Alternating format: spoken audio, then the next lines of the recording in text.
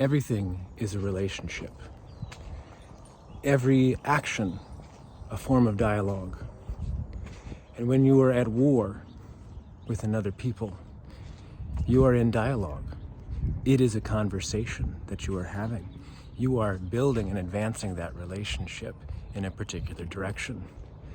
Every bomb you drop and every bullet you fire is an FU that you've dropped into the conversation, an F-bomb. And it inherently changes and disrupts that relationship going forward. If you want to heal that relationship, you have to deal with all the F-bombs you've dropped.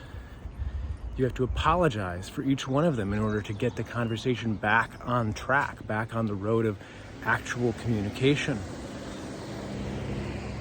To heal the wounds of all the death of loved ones, you have to create so much more to compensate for that. And that's what we don't seem to understand when we go to war. It's just piling on the damage. You think Ukraine and Russia are going to have peace talks after this and be like, oh, okay, all's forgiven? This is a never-ending cycle of destruction. We don't get a peaceful conclusion to war. Every time we go to war, we always have to come back to the negotiation table afterwards and deal with the damage we've done. And we think, no, it's just I bullied, I won, so I get whatever I want. Well, yeah, you can say that on paper, but emotionally, psychologically, you have done great damage and you have caused a people to hate you, a people to distrust you for generations. The United States can't just walk into Afghanistan or Iraq and be like, we're cool, right? There are some people that support what the US did, but many do not. And that's not just going to be overcome in a generation.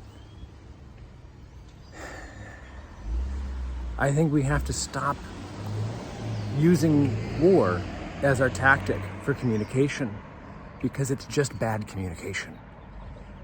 It's what you do when you've given up on communication. And yet we always have to come back to the negotiation table. Nothing ever is resolved through war alone. Unless you're going to completely wipe out an entire people. But then you've had a conversation with the world that that's the kind of person you are. That's the kind of nation you are. And that conversation will go on for generations. So in any case, war is not going to solve your problems. It's going to increase them.